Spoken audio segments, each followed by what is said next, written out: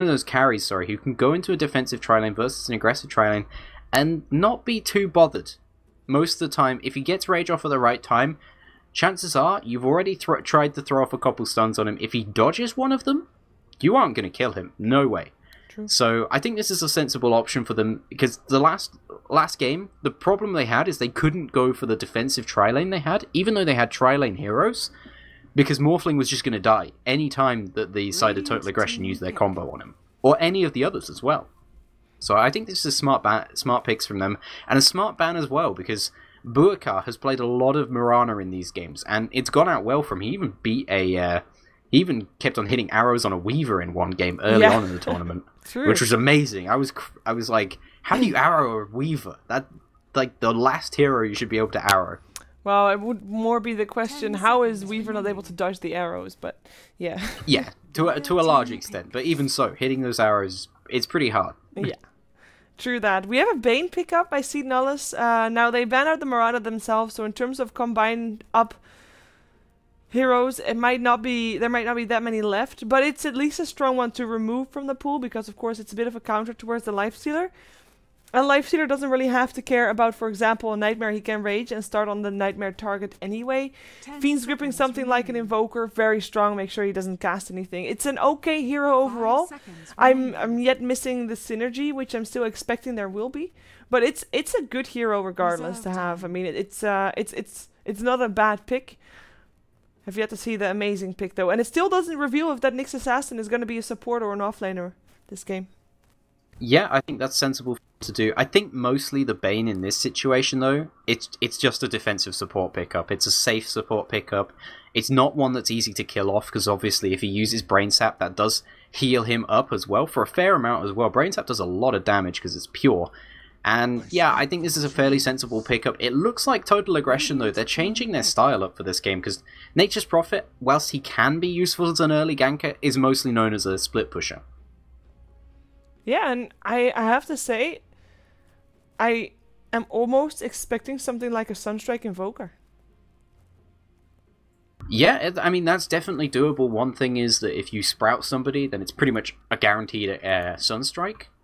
It's possible. It depends on the mid lane matchup, I think. If he does go up versus something like a Shadow Fiend, then it makes a lot more sense to switch and go for an Exort rather than a Crosswex Invoker, because then you can actually beat him as far as the last hit, and you can crush that Shadow Fiend in the lane early on. And, I mean, I said it before, Seed Nullus, they play very comfortable style. They pick up the Shadow Fiend again. By the way, apparently we're supposed to be pronouncing Seed Nullus as Chedo Nolly. TCN. TCN? I'm calling them TCN then, because that's difficult to pronounce repeatedly. It looks like Seed Nullus to me, though. Whatever. No, it was, I don't know. It means yield to none in Latin. It's a Latin thing. What a fancy name they have. Congratulations. To be honest, not in any way being sarcastic. Can you tell? I'm sorry. Natus vincere. Yeah, Born to win. Talk about like having a cool Latin name. That's a fancy basically. name, yeah. No, it's not as it's the same kind of fancy as Seed Nullus. Yeah, both pretty fancy. Total Aggression, on the other hand, they just say, no, we're the team that picks Axe and runs at you a lot. Although this game, very different draft for them. I mean, Rubik, Venomancer, not particularly aggressive supports, can be useful for ganks, but I mean, especially against the Shadow Fiend, because Shadow Fiend can be ganked by practically anyone, but yeah, I'm surprised by them, because this is the only time I've seen them pick anything other than run-at-you type lineups. Yeah, I like the Shadow Fiend pickup. I'm curious to see how Total Aggression is going to deal with all of this. I mean, Shadow Fiend is known as one of those mids that is fairly gankable. Rubik and Venomance are, however, fairly slow heroes to gank. They can definitely gank, don't get me wrong, and they have got the telekinesis into the Gale, so it's pretty decent matchup, pretty decent combo. But I'm not entirely convinced just yet. And, I mean, this is not the Total Aggression that we have seen in the last couple of days, to be honest. This is just entirely new. Could work out for the best, of course. I mean, apparently they are confident with it. They have taken a lot of their time already, but not as much as the Radiant side so far. And, I mean, even though we're seeing something totally new from Total Aggression, I see more synergy in their lineup than in Seed's lineup so far. 10 seconds. Yeah, for the moment, they have kind of outliers in their lineup. Certainly Nyx Assassin and Bane don't normally typically go with heroes like Lifestealer and Shadow Fiend. Perhaps Nyx Assassin Lifestealer is a pretty nice combo, because you can obviously piggyback into the Lifestealer, but, well, now their lineup makes a little bit more sense to me, but I still feel like the Bane is a big outlier in their team. He doesn't seem to make too much sense. He's just a fairly good defensive support. The nice thing is, though, he will be able to go to that mid lane and help the Shadow Fiend win the last hits. Yeah, especially and that's if he's a very there early important on. thing. Because now I'd only just thought of it because I thought, oh, the Invoker can just go Exort. He'll beat the Shadow Fiend in the lane. Yeah, Exort Invoker's probably not as strong mid game now as Quas Wex, but yeah, he's going to lose this lane either way now, as long as the Bane does actually go towards this middle lane, which he probably will do. Yeah, I'm curious to see the core of Total Aggression, and we are going to assume that they do need another core. I'm really hoping it's not too passive, that it's something that can fight fairly early on, can deal with Seed's lineup as well. Luna is still the nice thing for them, ideal, but it could be working out. Here's the nice thing for them: they do have good counter push, and Seed Nullis don't have Troll Ball. No one plays that hero. I have not seen that hero in a very long time. The last time, in fact, the only team that I can remember that actually played that was it C9? The C9 played it a lot. C9 played it a lot. I don't remember anybody else even playing it that much, and that hero's been dead for a while, not gonna lie. I mean, it still has an okay ulti, and I mean, in push is nice as well, so perhaps that is what they go for, but this is a pretty risky thing to do. What a nice cape the Invoker has. I mean, the rest is kind of shitty, but the cape is kind of okay. Well, I mean, actually, yeah, I hadn't seen the Invoker. He's got a really nice cape, and then the rest is like, I don't know, it's pretty boring. He looks the rest like is pretty standard. Yeah, it's like, I don't know, the rest of it. Well, the thing is, right, like, you can't, like, have everything overblown looking too cool, right? Like, so then you just have, like, a focal point, which is the cape in this case. His hair's kind of interesting. He looks like, kind of like a... Yeah, he looks like an elf in this. He's even got elf ears. Does Invoker normally have elf ears? I think I've never noticed that. But yes, he looks like an arch-elf mage. Yeah, he looks like a bit of a douchebag, though, as well. I'm not gonna lie. But admittedly, that's Invoker. Because Invoker is like... I was gonna say, have you heard the lines? I am the greatest. He's even picking that hero, like, you pick that hero in a pub game, and you just feel horrible. Because, like, you know everyone's silently judging you. Like, yeah, I know you. You're the guy who picks Invoker, and it's like, look at me. I'm an Invoker. Well, we're gonna see the Invoker anyway. Total Aggression is on the dire side this game. We're gonna have ourselves an Invoker mid. Buka actually plays that one, so he's gonna be soloing that up. Means we have a bit of a different laning composition, because Fails, the player that's normally in the middle lane, is playing the Nature's Prophet on the solo safe lane. And then we have an aggressive tri lane with the Troll Warlord. I mean, we have an aggressive tri lane with a Troll Warlord. I figured I had to say it again just to make everybody believe it. Troll Warlord played by Edco, so that's our axe of the previous game. And I think that he is just... Edco only plays weird heroes, right? You know, he's the captain, right? He's like, okay, guys, I'm okay with being your captain, but I only play manly heroes. Centaur, Axe, Troll, Wraith King, no problem. Those heroes, those are the ones he plays. Those are all the heroes he's played so far. Those are all ridiculous. Like, Centaur at least is normal, but like, Troll, Warlord, Axe, and Wraith King are like, so rarely picked. Nobody else picks Axe.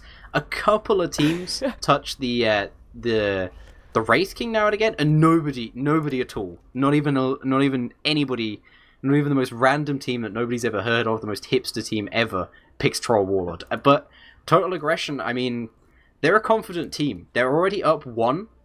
I mean, why not go for something like this? This is true. This is their moment to shine, to try out something new and make it succeed. Perhaps make a name for themselves even more than they already have in this tournament.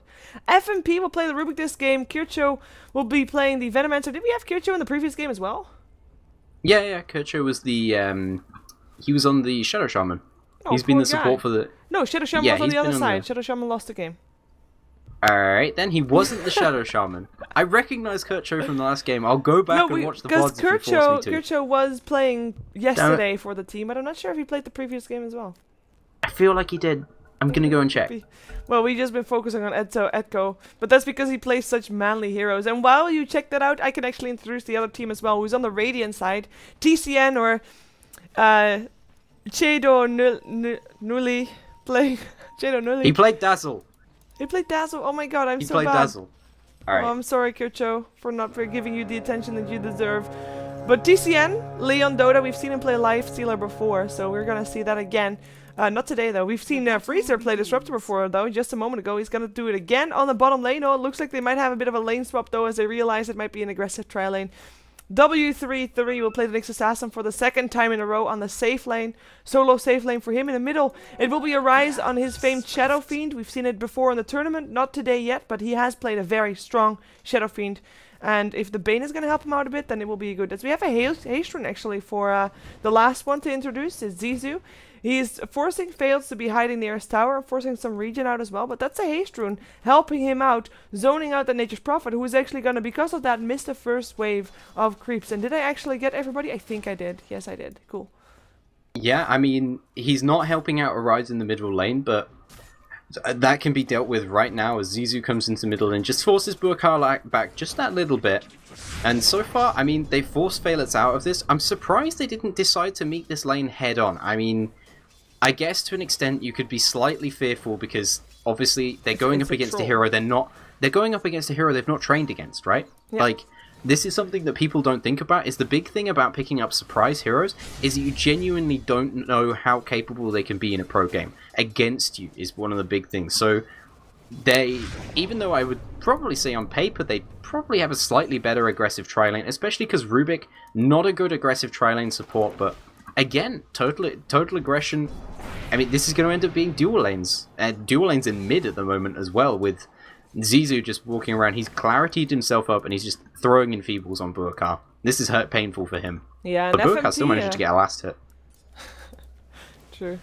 FMP actually walked past in the middle lane earlier, but he actually continued on to top to try and help give Fails a bit of an easier time top. He's still getting some last hits, but Leon is outlast hitting him, so it is not an easy lane for him to be on. That leaves a dual lane, a 2-1-2 situation for Total Aggression. I think it's gonna be okay. I mean, Troll is getting okay farm. I say okay because he's still getting outlast hitted by the Life Stealer, who, of course, is having a Quelling Blade, I would believe. Yeah, he's fairly rich, so he has a Quelling Blade. He gets has a little bit of an easier time last hitting, and we must not forget is that some of those last hits could potentially be, wait a second, Nature's Prophet teleporting in bottom as well. Yes, there he is. They want to try and go for the Nyx Assassin. He still has his Spike Carapace though, and he will use it soon, but he's waiting for it. Now he goes for it. Stuns up Fails. Edko's still chasing, but Edko might be the one to die. In comes the Impale. Edko one more hit away from dying. The Gale comes out of Creep, gets the last hit anyway. And that was actually Kircho perhaps blocking the camp. Or was it a mana burn? No, it was just the Creep getting the last hit, but the credit goes to the Nyx Assassin still. But that's first blood, and I think Kircho kind of blocked him so that the Creep could still get one more hit in. I mean, after all, there were boots in Edko. He did, but Nyx Assassin was likely to still get him. I think they would still have got him anyway. Yeah, Kircho did definitely block him just that little bit, and this is actually a big deal for Total Aggression.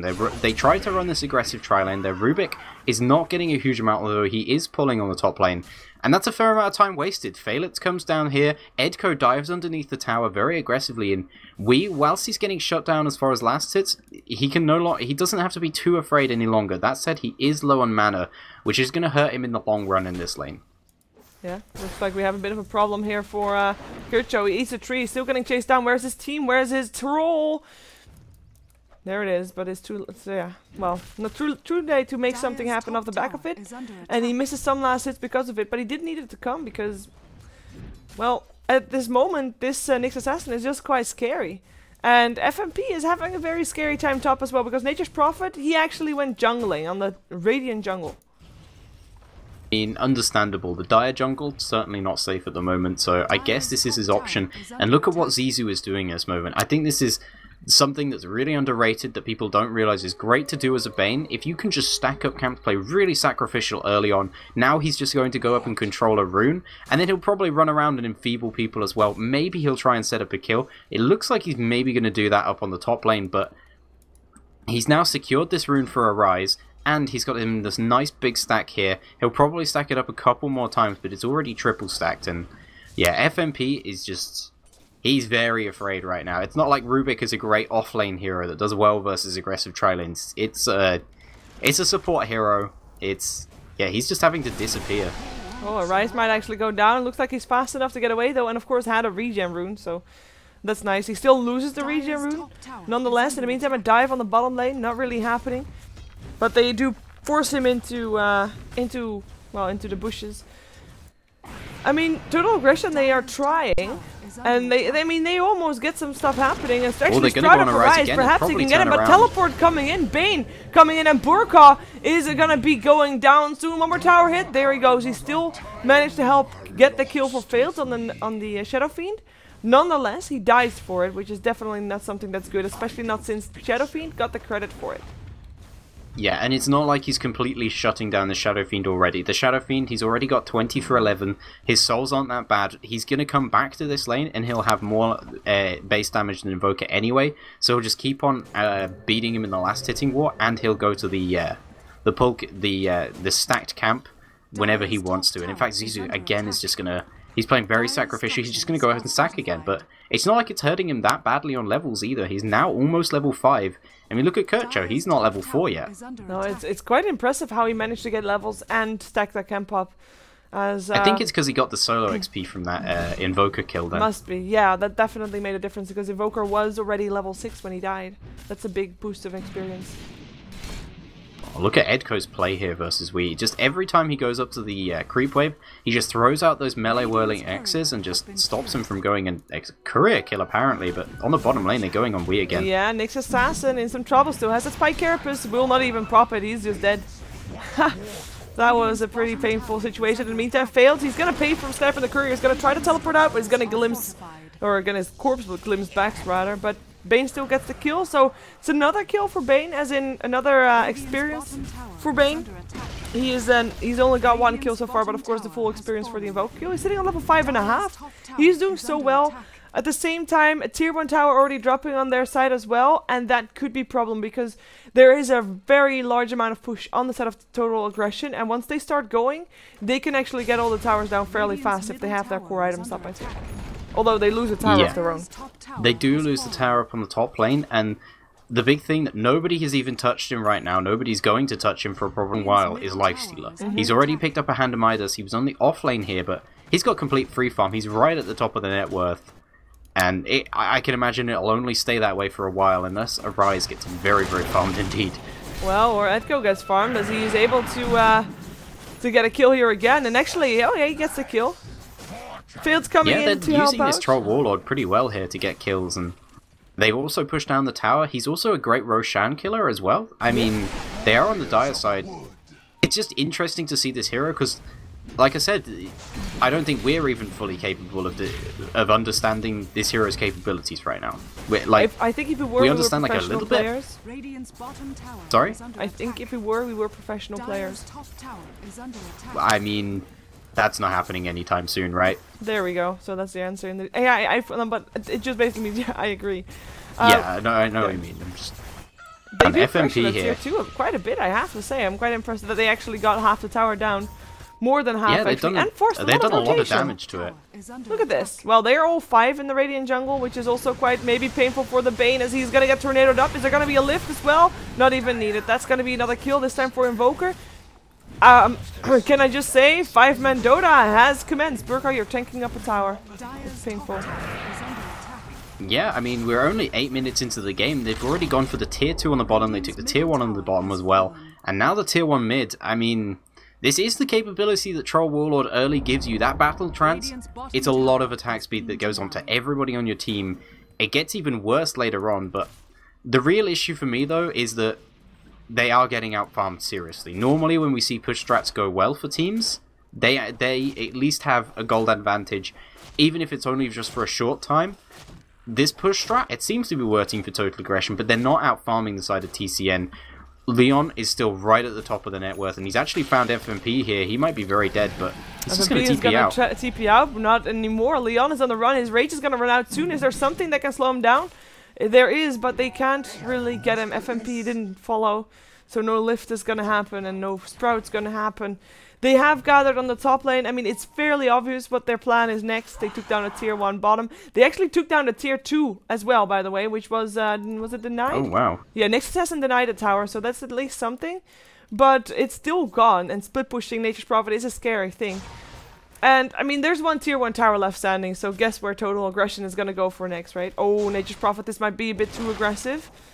Careful there. I'm not sure why he'd be TPing in there. I guess he's trying to look for this courier, but it's only got an Urn of Shadows on the moment. Scouted out, the dust comes out as well. He's sprouted up, still gets an impale up, only on Echo though, gets a mana burn there as well. It might be something, but I don't think it's going to be enough. His team is not going to come out to help him. They were thinking about it for a little while, decided to back off again, and now they have to run for their lives. I think this tower is going to go down as well. With the Nyx Assassin on the sidelines, this is the place to take down the tier 1 tower. Oh, from the side, tornadoes. Yep, there it is. Picks up one. That mana burned on Freezer, or at least no mana burned, but life is actually gone. There he goes. No silence is hurting him right there. They can get takedowns easy as well. Nightmare still comes out on Echo. Maybe it's enough to at least get a kill for... he should not show himself, though. He's going to just try to deny the tower. He doesn't want to go for this unless someone TP's in. And even then, they're just so much stronger than them right now. They're all grouped up as 5. They don't have a mech, but... like I said, they're just so much stronger than them right now. Oh, he doesn't even get the kill on the troll. Still manages to get away alive, though. And that's, I guess, main priority here. But that's all outer tower is gone. Got a couple of kills taken as well. They don't lose their tier 1 mid, which is something that Shadow Fiend was actually trying to achieve. But they gain a lot of control, I think. And maybe also in terms of attitude, in terms of mindset for TCN, they might be kind of worried right now, which could really help Total Aggression in their play. Yeah, and I can understand them being worried. That said, they are only behind 3,000 gold.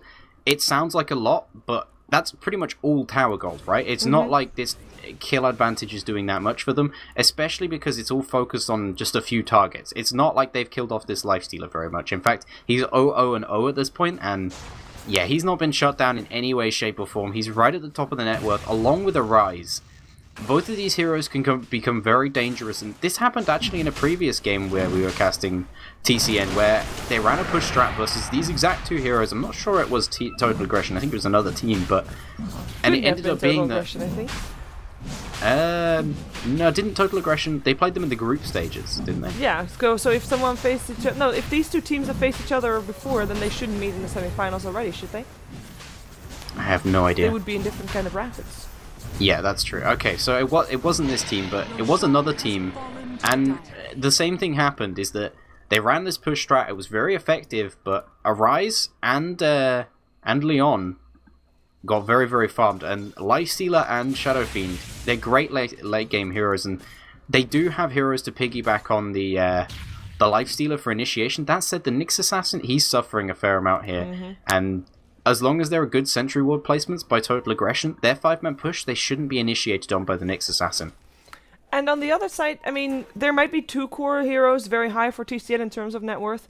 There's 3 core heroes high for Total Aggression. Nature's Prophet might not be that far ahead compared to the other 2, but he does have a Hand of Midas, so he will catch up. Yeah, he's going to start getting further ahead. And I mean, he's a great split push hero, it's a Nature's Prophet, more towers are down. Exactly, it's...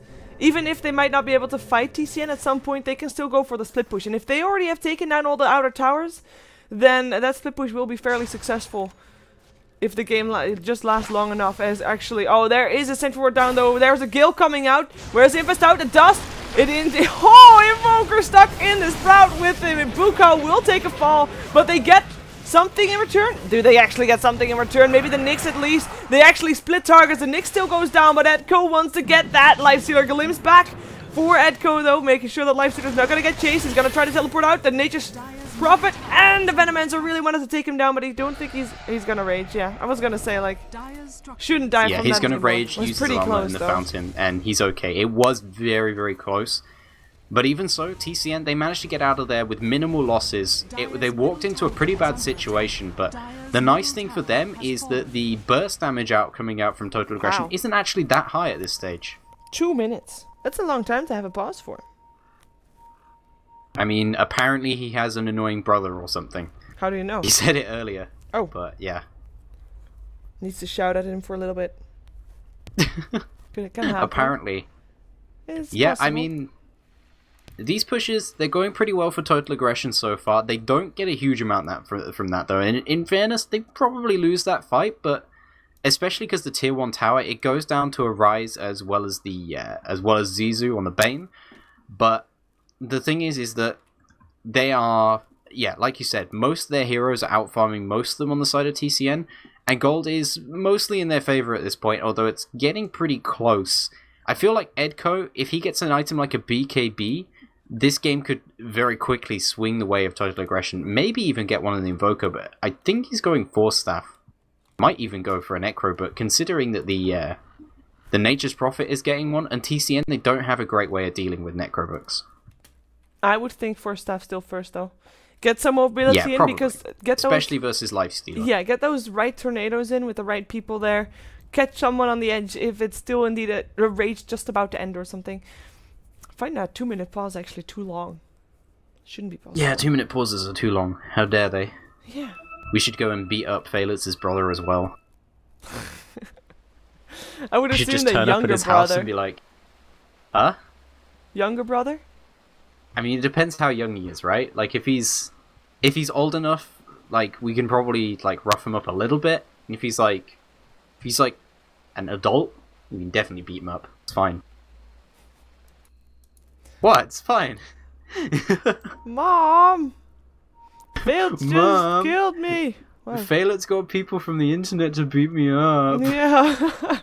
I can just imagine it now. That would be an interesting conversation. Police will be in your doorstep in no time.